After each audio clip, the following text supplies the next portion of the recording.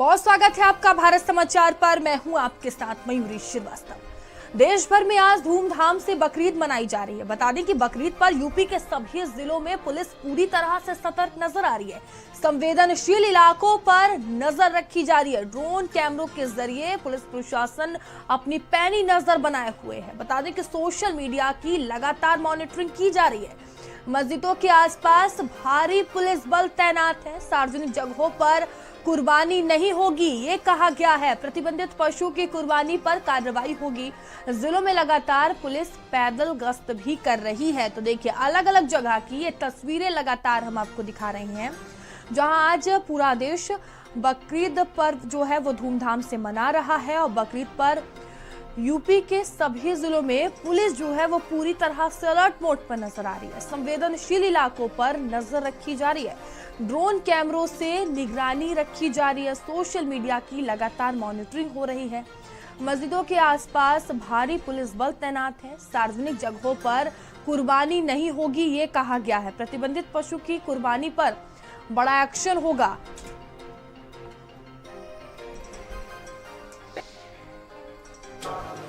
आज देश भर में बकरीद का त्यौहार पूरे हर्षोल्लास के साथ मनाया जा रहा है। हमारे साथ मौलाना खालिद रशीद फरंगी महली साहब हैं। लखनऊ की ऐशबाग ईदगाह में भी तमाम इंतजाम किए गए।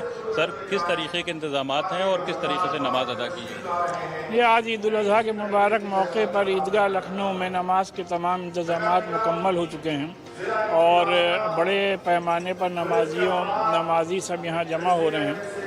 और इंशाअल्लाह नमाज के बाद मुल्क की तामीर व तरक्की और हिफाजत के लिए, और जो सरहदों पर हमारे जवान हैं मुल्क की हिफाजत कर रहे हैं, उनकी हिफाजत के लिए खुसूसी दुआ की जाएगी।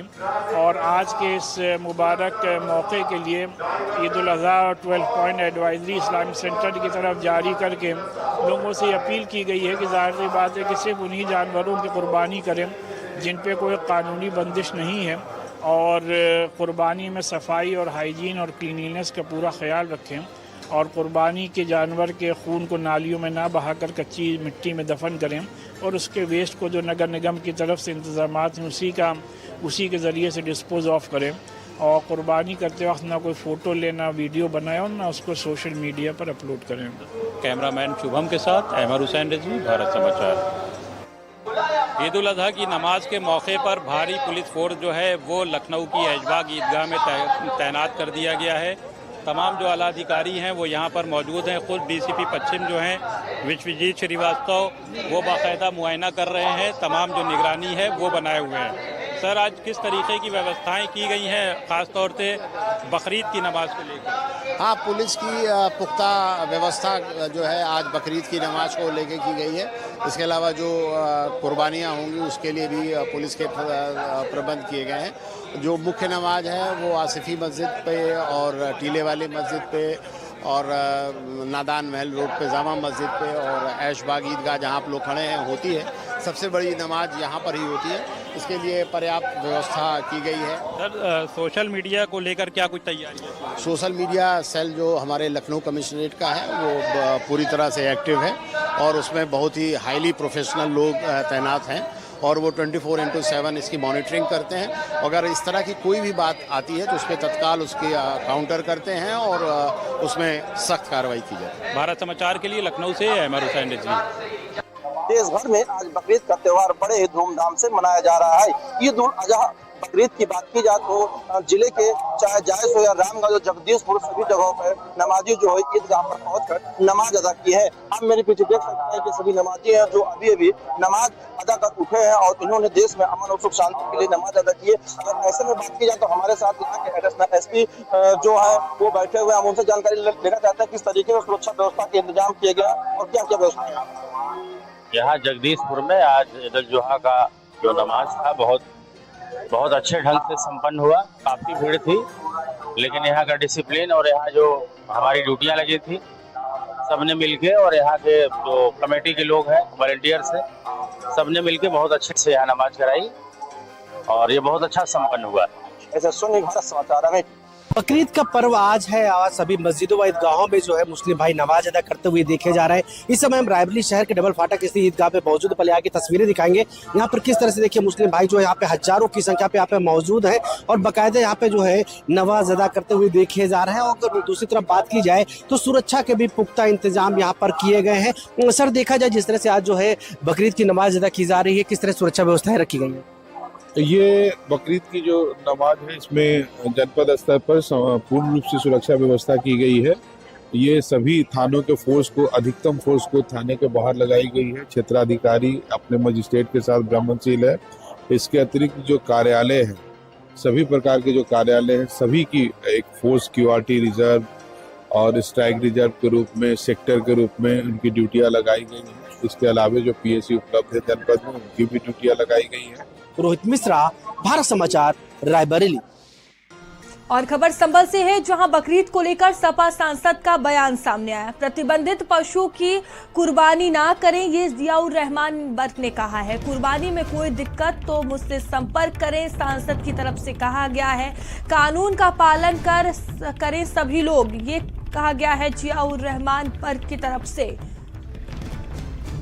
तो आज पूरा देश बकरीद मना रहा है और देखिए इस मौके पर संभल के सांसद का जो बयान है वो सामने आया है। तो कानून का पालन करें सभी लोग, ये कहा गया है जियाउर रहमान बर्क की तरफ से। तो बकरीद को लेकर सपा सांसद का ये बयान सामने आया है। प्रतिबंधित पशु की कुर्बानी ना करें, ये कहा है।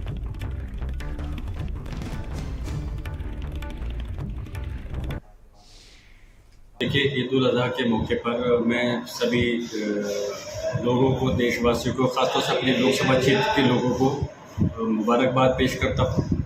और यकीनन त्यौहार के मौके पर हम सब लोग अपने त्यौहार को मनाते हैं। और उसी तरह से संभल में आज ये 1 साल बाद ईद उल अजहा का मौका है। संभल के लोग दुखी हैं, पीड़ित हैं, लेकिन फिर भी त्यौहार का अल्लाह का हुक्म है तो अपने त्यौहार को मनाया जाता है। तो हम अपने त्यौहार को मना रहे हैं। और मेरी सभी से गुजारिश है कि आप सभी मेरे जो सम्मानित मेरे बुजुर्ग और नौजवान साथी और मेरी माँ बहनें, जहाँ तक मेरी आवाज़ पहुँचे, कि आप अपनी जो कुर्बानी है, जो प्रतिबंधित पशु है सरकार की तरफ से, उसको छोड़ करके बाकी जो पशु हैं जिन पर कुर्बानी जायज़ है, उन पर आप अपनी कुर्बानी। और खबर सहारनपुर से है, जहां ट्रेड फेयर मेले में अचानक आग लग गई। पूरा ट्रेड फेयर मेला जलकर राख हो गया। दमकल विभाग की गाड़ियों ने आग बुझाई है। शॉर्ट सर्किट से आग लगने का ये मुख्य कारण बना है। दुकानदारों ने भागकर अपनी जान बचाई है। कुल 24 दुकानें जलकर खाक हो गई। सहारनपुर दिल्ली रोड पर ट्रेड फेयर लगा हुआ था और देखिए ट्रेड फेयर पूरी तरह से जलकर राख हो गया। घटनास्थल की तस्वीरें भी हम आपको दिखा रहे हैं। बड़ा नुकसान हुआ और भीषण आग लगी। शॉर्ट सर्किट आग लगने की मुख्य वजह बताई जा रही है। दुकानदारों ने किसी तरह से भागकर अपनी जान बचाई। तो कुल 24 दुकानें थी और देखिए जलकर पूरी तरह से खाक हो गई हैं। तस्वीरें आप देख सकते हैं। सहारनपुर दिल्ली रोड पर यह ट्रेड फेयर लगा हुआ था, जहां शॉर्ट सर्किट से भयंकर आग लग गई और देखिए एक बड़ा नुकसान यहां पर हुआ है। सहारनपुर से खबर आपको बता रहे हैं। तो ट्रेड फेयर मेले का आयोजन हुआ था और देखिए ये मेला लगाया गया था। अचानक से यहाँ पर आग लग गई। पूरा ट्रेड फेयर जलकर राख हो गया। दमकल विभाग की गाड़ियों ने आग बुझाई। शॉर्ट सर्किट आग लगने का मुख्य कारण बताया जा रहा है। दुकानदारों ने भागकर अपनी जान बचाई। कुल 24 दुकानें यहाँ पर थी, जलकर पूरी तरह से राख हो गई। कुछ नहीं, हम सो रहे थे, अब में तो आग लगी है, तब भागे हम। तो कैसे लगी आग? पता नहीं, सो रहे थे हम अंदर। दूसरी दुकान जल रही थी हमारी बगल में, हमारी यहाँ दुकान में आग लगी, तब भागे हम निकल के। कितनी दुकान चली? 24 दुकानें, 25 नष्ट हो गई सारी। कितने का नुकसान लगभग हुआ? करोड़ों का नुकसान है, लाखों रुपए का नुकसान है सारे। सब में लाखों रुपए तो कम तो माल नहीं है। अच्छा, 4 लाख का, 10 लाख का। कितने समय और चलना पड़ेगा? 1 महीने चलना। कब लगा? लगा इसे 2 महीने हो गए। और लियाकत हमारे साथ जुड़ चुके हैं। लियाकत, ये आग लगने का मामला है, कैसे आग लगी, क्या जानकारी? म्यूरी थाना सदर बाजार के दिल्ली रोड स्थित सहारनपुर ट्रेड फेयर मेला लगता है, उसमें किन्हीं अज्ञात कारणों के चलते आग लगी है। और आग लगने का जो कारण है, उससे पूरे जो मार्केट है मेले में, यानी जो दुकानें लगी हुई थी, वो पूरे तरीके से जलकर राख हो गई है। जो दुकान मालिक है उन्होंने बामुश्किल भागकर अपनी जान बचाई है। आधे लोग ऐसे थे जो वहां सो रहे थे और किसी तरह जो आग की आंच लगी है तब वो उठकर वहां से भागे हैं।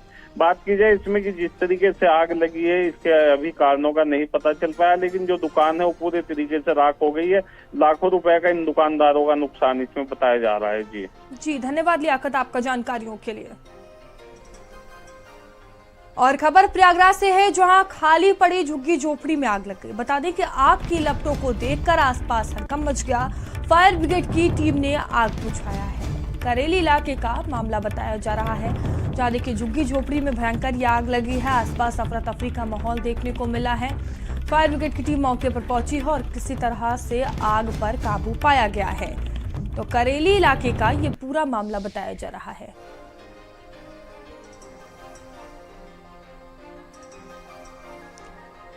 तो देखिए झुग्गी झोपड़ी जो कि खाली पड़ी हुई थी और इसमें अचानक से आग लग गई। आग की लपटों को देखकर आसपास हड़कंप का माहौल देखने को मिला। भयंकर ये आग लगी है।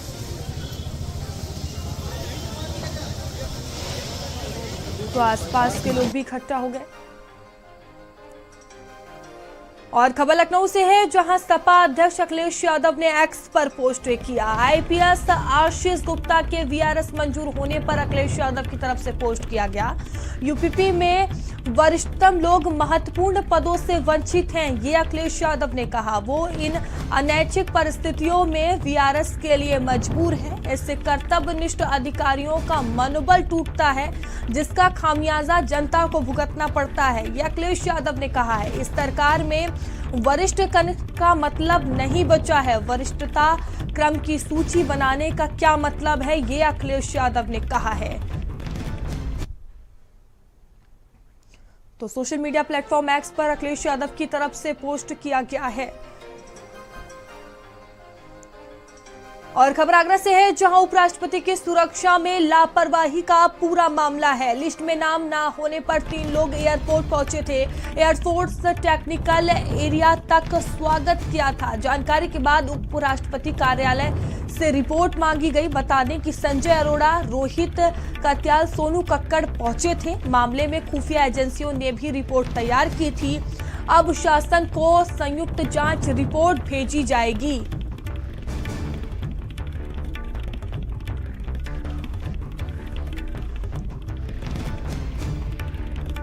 तो मामले में देखिए जांच पड़ताल काफी तेजी से की जा रही है। और सुमित हमारे साथ जुड़ चुके हैं। सुमित, तो उपराष्ट्रपति की सुरक्षा में बड़ी लापरवाही हुई थी। जिस तरह से हमने देखा था, स्वागत के लिए 3 लोग पहुंचे थे जिनका सूची में कोई नाम नहीं था। अब क्या अपडेट है इस मामले में, किस तरह से जांच पड़ताल की जा रही है? देखिए 1 जून को आगरा जीआईसी मैदान पर अहिल्याबाई होलकर त्रिशताब्दी का समारोह कार्यक्रम था, जिसका मुख्य अतिथि के तौर पर उपराष्ट्रपति जगदीप धनखड़ पहुंचे थे, जिनका स्वागत सरकार आगरा एयरपोर्ट स्टेशन पर होना था, जिसमें मुख्यमंत्री समेत तमाम वीवीआईपी नेता शामिल थे।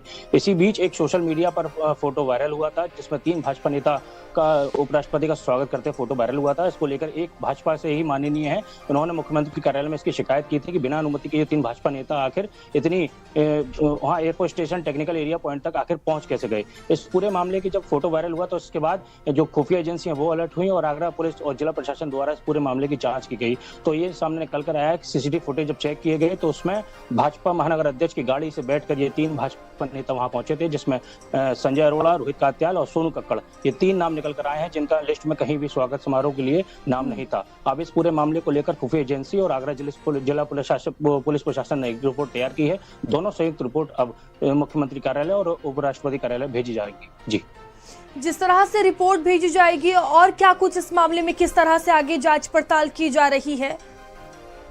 देखिए बिल्कुल जिस तरीके से इस बात का खुलासा हुआ कि बिना अनुमति के ये लोग वहां पर कैसे पहुंचे, बुरी जो उनकी सुरक्षा थी उसमें एक बड़ी लापरवाही बरती गई। तो उसके बाद अब माना जा रहा है तीनों भाजपा नेताओं पर कार्रवाई हो सकती है, पार्टी की तरफ से भी कार्रवाई हो सकती है और पार्टी की तरफ से कार्रवाई होने के बाद आगरा पुलिस प्रशासन भी इस पूरे मामले में अपनी तरफ से कार्रवाई कर सकता है। साथ ही जहाँ जो सुरक्षाकर्मी वहाँ तैनात थे, जो लिस्ट चेक कर रहे थे, हर गाड़ियों को चेक किया जाना था, क्योंकि पुलिस की जब गाड़ियां एयरपोर्ट स्टेशन में जाती हैं तो उनकी भी गाड़ियां चेक होती हैं। तो आखिर इतनी बड़ी लापरवाही हुई कैसे? महानगर अध्यक्ष की गाड़ी क्यों चेक नहीं की गई? अगर चेक की गई तो लिस्ट बार में जो नाम दिए गए थे उनके जरिए लिस्ट में ऐसे नाम एक एक करके चिपकौनी चेक किए गए। ये जिस तरीके से तीनों भाजपा नेता आखिर कैसे पहुंचे, अब इस पूरी तरीके से एक अलग से जांच की जा रही है। बिल्कुल, एक बड़ा जांच का विषय है और इस पे जांच भी होनी चाहिए। बहुत धन्यवाद आपका जानकारियों के लिए। और चलिए आगे बढ़ेंगे। खबर रायबरेली से है, जहां बीच सड़क पर महिला ने हाई वोल्टेज ड्रामा किया है।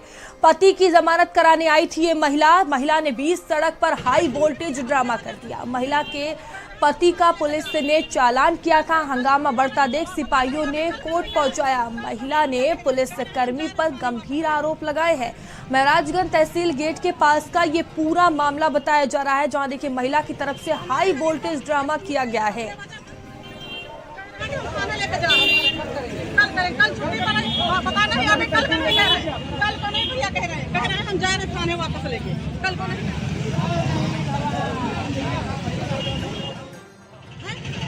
हमारे गरीब लोग कोई सुन ही नहीं रहा। बेवजह हमारे पास सुबह फोन गया आए तो कहा कि यहाँ पर आइए, केवल हम अपनी मेड़ गिराए। उसके बाद इन्होंने बैठा के हमारे आदमी को अंदर कर दी। जब तक हम आए बड़े साहब ने कहा बैठो कुछ नहीं है, अभी चालान जाएगी बेटा छुड़ा लेना।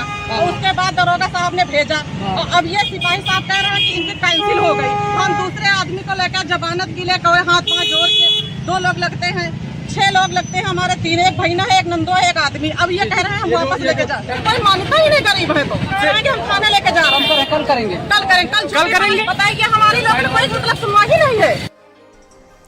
तो देखिए पति की जमानत कराने आई थी ये महिला, जिसके द्वारा हाई वोल्टेज ड्रामा किया गया। और रोहित हमारे साथ जुड़ चुके हैं। रोहित, क्या ये पूरा मामला है? जी बिल्कुल, बताना चाहूंगा। पूरा मामला रायबरेली जिले के जो है महाराजगंज तहसील का है। बताया जा रहा है कि जो महिला है उसके पति द्वारा कोई कुछ विवाद किया गया था, जिसमें पुलिस उसको पकड़ के लाई था। उसके बाद उसको जो है पाबंद किया गया था और उसको जो मजिस्ट्रेट के सामने पेश करना था, जिसको लेकर जब उसको तहसील परिसर जो है पहुंचा गया, तभी महिला वहां पर पहुंच गया और उसने हाई वोल्टेज ड्रामा शुरू कर दिया। बीच सड़क पर महिला का हाई वोल्टेज ड्रामा देखते हुए लोगों की भारी भीड़ लग गई और वहाँ भारी संख्या में लोग एकत्रित हो गए। महिला ने पुलिसकर्मी पर भी गंभीर आरोप लगाए। फिलहाल इस पूरे मामले में देखा जाए तो जिस तरह से महिला का हाई वोल्टेज ड्रामा था वो जरूर सवालिया निशान खड़े कर रहा है कि किस तरह से पब्लिक प्लेस में महिला के द्वारा हाई वोल्टेज ड्रामा काटा गया। और उसका साफ तौर पर कहना उसके पति को जमानत करने के लिए वहां पे पहुंची थी, लेकिन उसकी जमानत नहीं हो पाई, जिसको लेकर नाराज हुआ, उसने हाई वोल्टेज ड्रामा किया। जी रोहित, धन्यवाद आपका जानकारियों के लिए।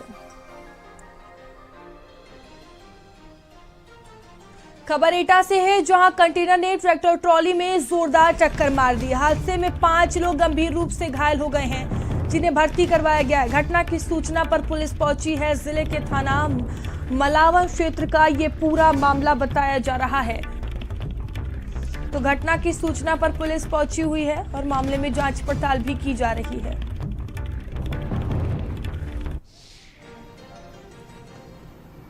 तो कंटेनर ने देखिए ट्रैक्टर ट्रॉली में जोरदार टक्कर मार दी है और 5 लोग इसमें घायल हो गए हैं, जिसके बाद सभी को अस्पताल में भर्ती करवाया गया है। तो गंभीर रूप से घायल हुए हैं 5 और अस्पताल में 5 का ही उपचार चल रहा है। घटना की सूचना पर मौके पर पुलिस पहुंची है और अग्रिम कार्रवाई की जा रही है।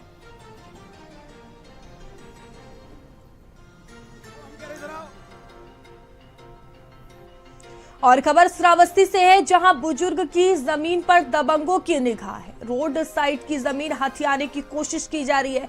कोर्ट के आदेश के बावजूद निर्माण कार्य चल रहा है। पीड़ित ने प्रशासन से न्याय की गुहार लगाई है। कार्रवाई नहीं की गई है। थाना दिवस और तहसील दिवस से कोई भी न्याय नहीं हुआ है। और खबर बदायूं से है, जहां पेड़ पर लटका हुआ युवक का शव मिला है। सूचना पर मौके पर पुलिस पहुंची है। बता दें कि इस्लाम नगर थाना क्षेत्र के भुसाया गांव का ये पूरा मामला बताया जा रहा है।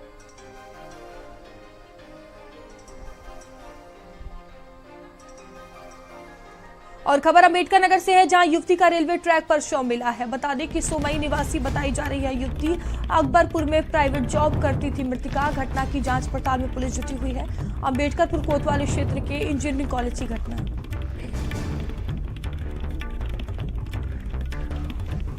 तो अकबरपुर में प्राइवेट जॉब करती थी ये मृतका। घटना की जांच पड़ताल में पुलिस जुटी हुई है।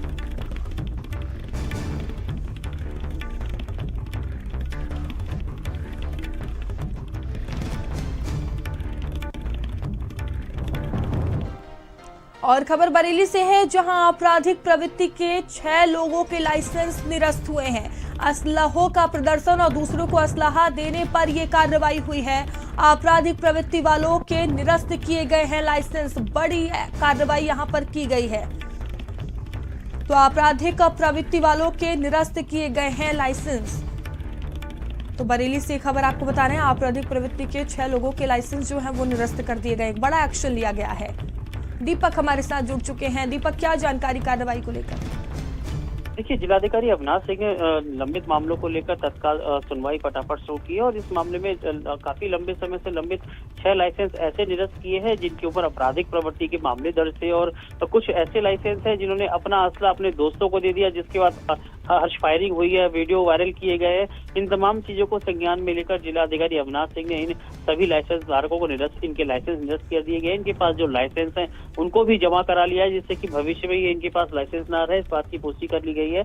और लाइसेंस निरस्त होने के बाद से तमाम जो ऐसे वाद लंबित हैं जिनके लेकर लाइसेंस को लेकर जिनका वाद चल रहा है, उनमें भी तेजी से सुनवाई के लिए कहा गया है। जल्दी और भी भविष्य में जो लाइसेंस है वो निरस्त होने की संभावना बताई जा रही है। जी, धन्यवाद आपका जानकारियों के लिए।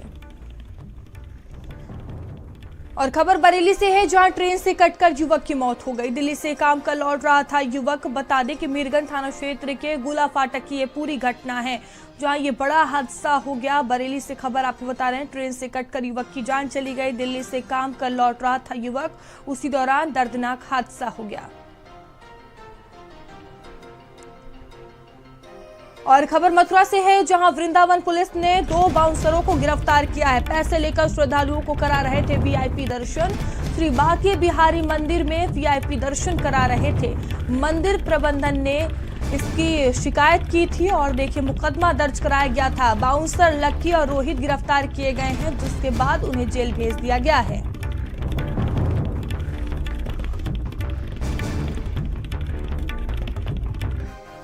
और खबर मथुरा से है, जहां खनन माफिया पर आईएएस अभिनव जैन की कार्रवाई। बता दें कि थाना फरक क्षेत्र में चल रहा था अवैध खनन का कारोबार।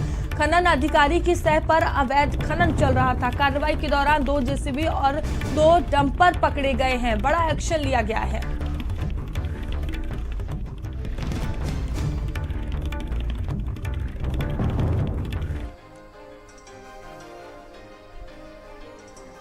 और खबर अलीगढ़ से है, जहां गांव में अंबेडकर की मूर्ति लगाने को लेकर विवाद हो गया। मूर्ति लगाने को लेकर 2 लोगों के बीच गाली गलौज हो गई।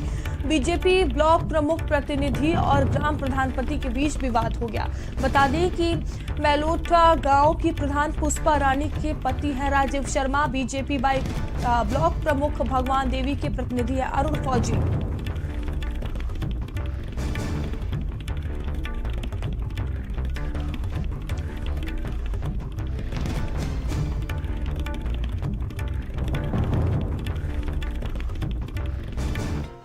और खबर लखनऊ से है, जो हॉस्टल में बी फार्मा के छात्र की खुदकुशी का ये पूरा मामला है। बता दें कॉलेज के प्रिंसिपल समेत 5 के खिलाफ एफआईआर दर्ज हुई है।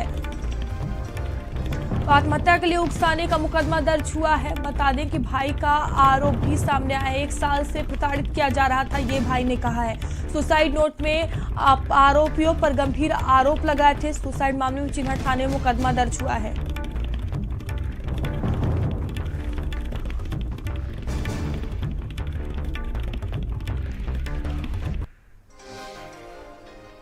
तो भाई की तरफ से आरोप भी लगाया गया है। बी फार्मा के छात्र ने खुदकुशी कर ली थी और इस मामले में जांच पड़ताल भी की जा रही है। तो कॉलेज के प्रिंसिपल समेत 5 के खिलाफ मुकदमा दर्ज हुआ है।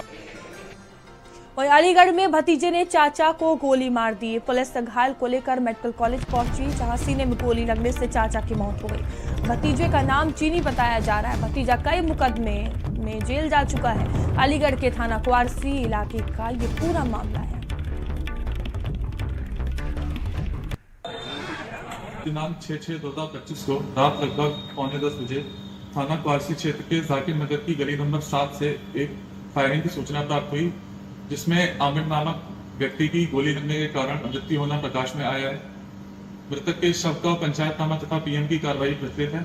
परिवार द्वारा प्रथम दृष्टया पारिवारिक कलह के कारण मृतक के भतीजे पक्ष पर आरोप लगाया गया है। इसमें अभियोग पंजीकरण की कार्रवाई की जा रही है। सभी पहलुओं पर जांच प्रचलित है। इसमें 2 टीमों का गठन किया गया है। शीघ्र ही साक्ष्य के क्रम में विधिक कार्रवाई अमल में लाई जाएगी। लखनऊ के विधायक राजेश्वर सिंह को लंदन के संसद हाउस ऑफ लॉर्ड्स में सम्मान किया गया। बता दें यूके इंडिया लीगल पार्टनरशिप संस्था द्वारा सम्मान प्राप्त हुआ है। ये सम्मान जनसेवा और राजनीति में बेहतर कार्य के लिए राजेश्वर सिंह को दिया गया है। आपको बता दें कि भारत के कानून मंत्री अर्जुन राम मेघवाल और सॉलिसिटर जनरल तुषार मेहता भी इस दौरान मौजूद रहे हैं। स्वरोजगार, महिला सशक्तिकरण और डिजिटलीकरण की गूंज लंदन तक सुनाई दी है।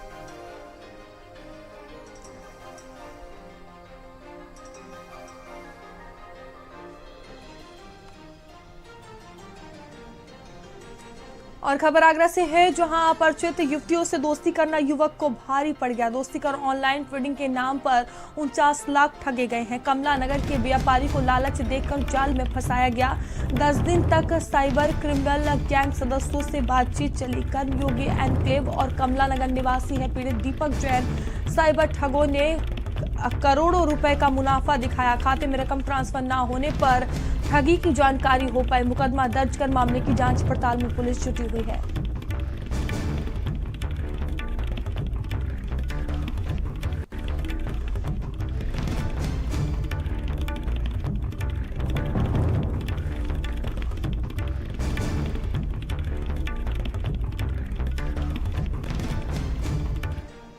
भारत समाचार पर आ रहा है खास प्रोग्राम फोक भारत। भोजपुरी स्टार्स के साथ जहां मनोज तिवारी का तड़का होगा, मालिनी अवस्थी के लोकगीत और भोजपुरी कलाकार अक्षर सिंह का खास अंदाज देखने को मिलेगा। रविवार 8 जून से देखिए रात 9 बजे फोक भारत सिर्फ भारत समाचार पर।